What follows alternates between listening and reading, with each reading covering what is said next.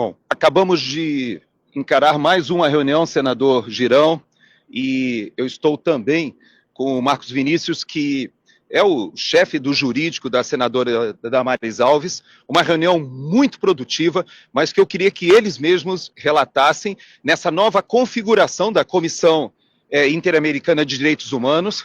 A última vez que nós gravamos exatamente nesse local, nós tínhamos saído de uma reunião muito tensa, em onde eu posso dizer até que fomos hostilizados pela comissão, mas dessa vez eu vi uma recepção completamente diferente nessa nova configuração. O presidente é um jurista mexicano, foi muito cordato, a secretária executiva, fomos muito bem recebidos e houve a atualização. Eu vou começar com o senador Girão, para que ele nos fale como foi essa reunião e qual foi a impressão dele e o que foi apresentado de atualização.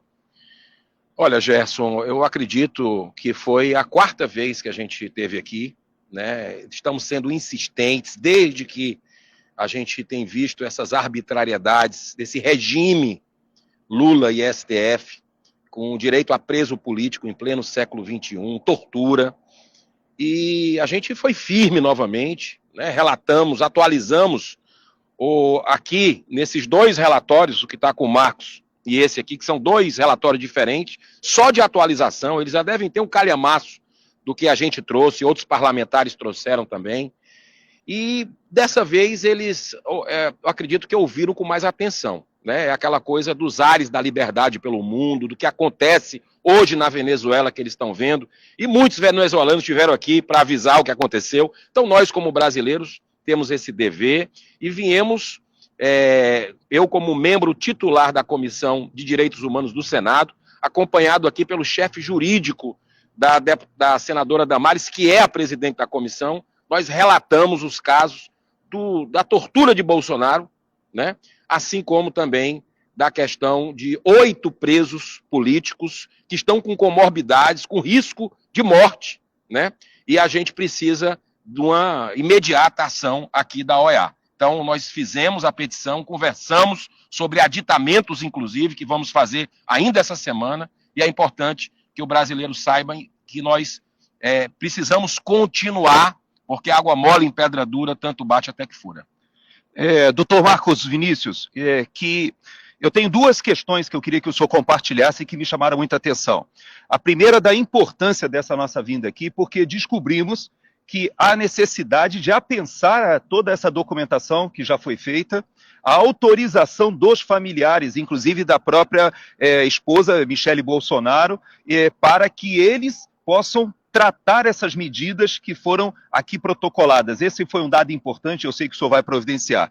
Mas uma coisa que me chamou a atenção foi que eles têm ciência de que o Brasil é um dos países mais desenvolvidos nos direitos humanos e que, apesar disso, os presos políticos brasileiros estão sendo privados do que é básico e do que é oferecido, inclusive, a traficantes, assassinos no país. O senhor pode atualizar a gente da sua perspectiva jurídica, como o senhor viu essa reunião? Sim, Gerson, eu vejo essa reunião de uma forma muito positiva, porque nós podemos, apesar do Brasil para fora passar essa imagem de que há um pleno exercício de direitos humanos e esse respeito a todo e qualquer cidadão, quando nós trazemos esses relatos, e aqui nós fizemos destaque a exemplo do que aconteceu com o assassino de Marielle Franco, que o próprio ministro Alexandre de Moraes permitiu que ele fosse por uma prisão domiciliar, mas o mesmo ministro não permite que o presidente Bolsonaro, com tantos problemas, e os outros presos políticos,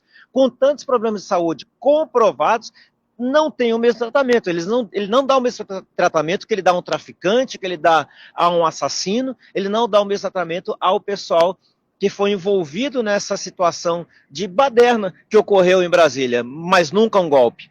Enfim, foi importante, então, nós estarmos aqui para trazer essa atualização e esse olhar de que no Brasil essa visão de direitos humanos não é para todas as pessoas.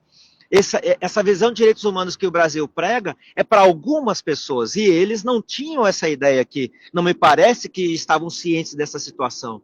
Outro ponto importante a destacar é a extrema gravidade do quadro de saúde do presidente Bolsonaro, que a Comissão Interamericana não tinha ciência até o momento, e eles têm totais condições de fazerem com que o Brasil cumpra uma medida cautelar que seja exarada por eles, porque o Brasil se submete às decisões da Comissão Interamericana e da própria Corte Interamericana de Direitos Humanos. Então, essa nossa vinda aos Estados Unidos e essa conversa, essa reunião para entregar e relatar e comprovar toda a documentação que nós trouxemos aqui, ela é muito importante para que outras medidas sejam tomadas, para que eles possam decidir com qualidade e com segurança daquilo que nós estamos trazendo para eles, que não são simplesmente meras alegações. Isso é muito importante. De fato, senador, finalizando, eu queria pedir o senhor que me chamou a atenção a contundência com o que o senhor colocou a questão da tortura.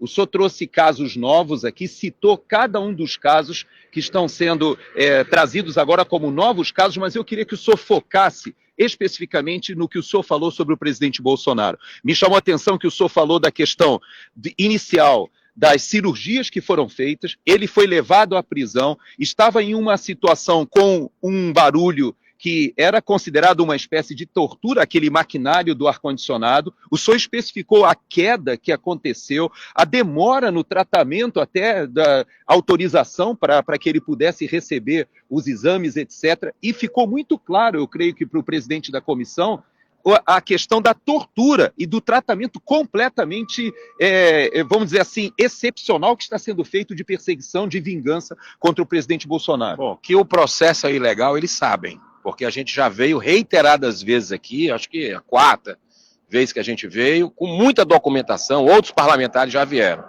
Processo que não teve dupla jurisdição, advogados muitas vezes sem acesso aos autos.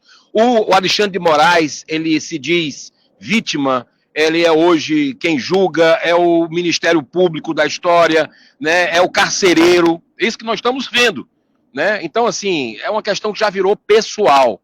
Só que hoje, falando com o presidente novo, né, aqui, que assumiu recentemente, é o doutor Cabaleiro Uchoa, né, e foi muito cordato, como você colocou, um assistente dele e outra que é a secretária-geral da OEA, que esteve conosco hoje, e nós trouxemos fatos novos. O negócio da queda que houve no Bolsonaro, agora, no dia 6 de janeiro, é algo, assim, escandaloso, né? A demora de 24 horas para que ele fosse fazer os exames de imagem, né? O Alexandre de Moraes segurando enquanto os médicos pediam isso, ele ficou sem comer esse tempo inteiro de jejum, né? Que pelas facadas, as 12 cirurgias aí que ele fez durante esse período, 12, né? Ele tem uma comida especial, mas nem essa ele pôde comer, né? E não teve autorização, mesmo com sangramento, com a Polícia Federal dizendo que pode ter tido traumatismo craniano, e só foi liberado para fazer no dia seguinte. Então isso não tem outro nome. A gente não pode dourar a pílula, é tortura, né? Então a gente trouxe esse caso aqui, trouxemos documento da Polícia Federal, né? Dos médicos do Bolsonaro, e eu acho que a verdade ela vai tocar o coração dessas pessoas, porque é uma questão de humanidade. Não é de direita, não é de esquerda, não é contra governo, a favor de governo. Aqui é um caso de humanidade que eles têm em outros países e já deram decisões nesse sentido. Então nós vamos mostrar, inclusive, que a tendência política do ministro Alexandre de Moraes, né, o que a gente vê hoje com relação ao tratamento totalmente diferenciado que se tem hoje com o Bolsonaro, é um caso que os filhos do Bolsonaro dão entrevistas, né? E tem essa marcha do Nicolas importantíssima, já vem matéria da Veja dizendo, por exemplo, que isso vai atrasar a domiciliar do Bolsonaro. Então é uma coisa pessoal, não tem outra palavra, isso tem que acabar, essa injustiça tem que acabar. Obrigado, senador. Nós estamos correndo, que nós temos uma agenda agora no Departamento de Estado, que é a segunda parte desses compromissos ainda do final da manhã, início da tarde. Eu sei que só tem encontro com congressistas americanos hoje e a gente está na correria, mas nós vamos informando a vocês durante o dia.